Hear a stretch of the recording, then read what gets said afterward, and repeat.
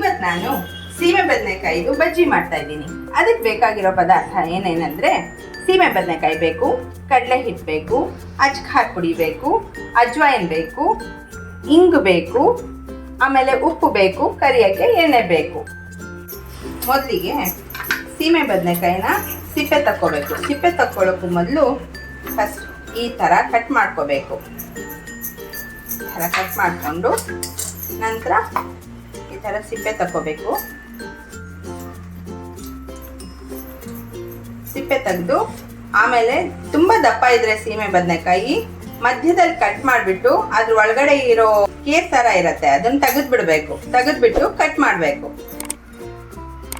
ನಂತರ ತೆಳ್ಳಗೆ ಸ್ಲೈಸ್ ಮಾಡ್ಕೋಬೇಕು. ಇದನ್ನ ಮೊದಲಿಗೆ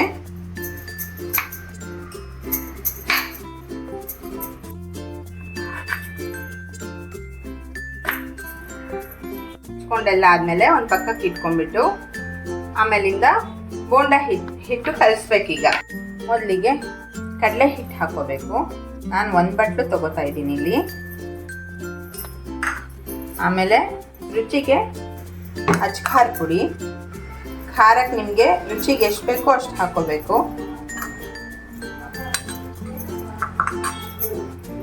ಆಮೇಲೆ ಇಂಗು ಹಾಕೋತಾ ಇದ್ದೀನಿ ಸ್ವಲ್ಪ.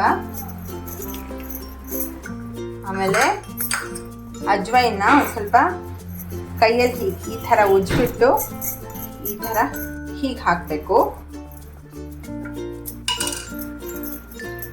ರುಚಿಗೆ ತಕ್ಕಷ್ಟು ಉಪ್ಪು, ಸ್ವಲ್ಪ ಎಣ್ಣೆ ಕಾಯಿಸಿ ಹಾಕೋತಿದ್ದೀನಿ ನಾನೀಗ. ಯಾಕಂದರೆ ಬೋಂಡ ಗರಿಗರಿಯಾಗಿ ಬರುತ್ತೆ, ಬೋಂಡ ಅಥವಾ ಬಜ್ಜಿ ಗರಿಗರಿಯಾಗಿ ಬರುತ್ತೆ, ಜೊತೆಗೆ ಎಣ್ಣೆ ಹೀರ್ಕೊಳ್ಳಲ್ಲ. ಅದಕ್ಕೋಸ್ಕರ 1-2 ಸ್ಪೂನ್ ಅಷ್ಟು ಎಣ್ಣೆನ ನಾನು ಹಾಕ್ಕೊಂಡು ಕಾಯಿಸಿ ಹಾಕ್ತಾ ಇದ್ದೀನಿ. ಚೆನ್ನಾಗಿ ಬಿಸಿ ಆಗಬೇಕು ಎಣ್ಣೆ.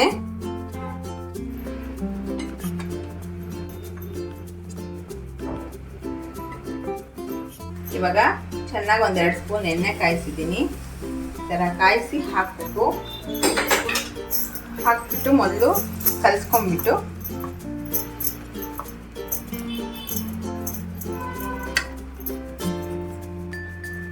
ಆಮೇಲೆ ನೀರು ಹಾಕ್ಕೊಂಡು ಬಜ್ಜಿ ಹಿಟ್ಟಿನ ಹದಕ್ಕೆ ಕಲಿಸ್ಕೋಬೇಕು. ಕಲಿಸ್ಕೊಂಡ್ರೆ ನೋಡಬೇಕು ಎಷ್ಟು ನೀರು ಬೇಕೋ ನೋಡಿಕೊಂಡು ಬಜ್ಜಿ ಹಿಟ್ಟಿನ ಹದಕ್ಕೆ ಕಲಿಸ್ಕೋಬೇಕು.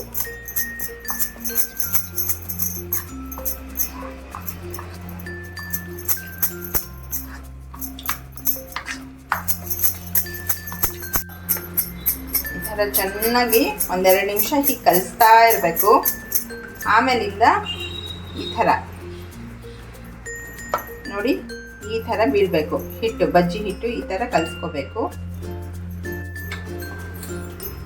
ಸ್ಟವ್ ಹಚ್ಕೊಂಡು ಒಂದು ಬಾಣಲಿ ಇಟ್ಟು ನಂತರ ಎಣ್ಣೆ ಹಾಕ್ತಾ ಇದ್ದೀನಿ. ಕರಿಯೋಕ್ಕೋಸ್ಕರ ಎಷ್ಟು ಬೇಕೋ ನೋಡಿ ನಿಮ್ಮ ಅಳತೆಗೆ ತಕ್ಕ ಹಾಕ್ಕೊಳ್ಳಿ. ಕಾದಿದೆಯಾ ಅಂತ ಸ್ವಲ್ಪ ನೋಡ್ತಾ ಇದ್ದೀನಿ ನಾನೀಗ. ಹಾಕಿದ ತಕ್ಷಣ ಆ ಥರ ಮೇಲೆ ಬರಬೇಕು ಹಾಕಿರೋ ಬಜ್ಜಿ ಹಿಟ್ಟು.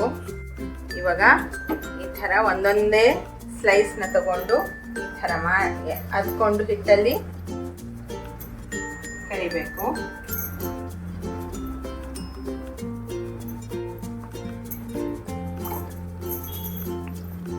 ಮೊದಲು ಎಣ್ಣೆ ಚೆನ್ನಾಗಿ ಕಾದಿರಬೇಕು.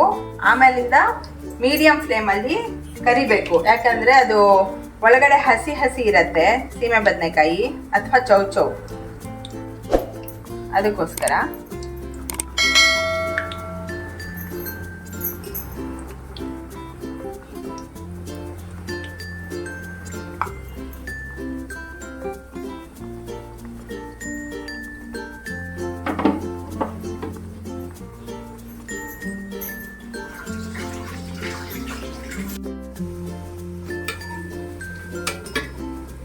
ನಿಮಿಷ ಈ ಥರ ಮಾಡಿ ತಿರುಗಿ ಹಾಕ್ತೀನಿ. ಈಗ ನೀವು ಬೇಕಾದ್ರೆ ಹಿಟ್ಟಿಗೆ ಒಂದು ಚಿಟಿಕೆ ಸೋಡಾ ಹಾಕೋಬಹುದು. ನಾನು ಎಣ್ಣೆ ಕಾಯಿಸಿ ಹಾಕಿರೋದ್ರಿಂದ ಸೋಡಾ ಹಾಕಿಲ್ಲ ನಾನು.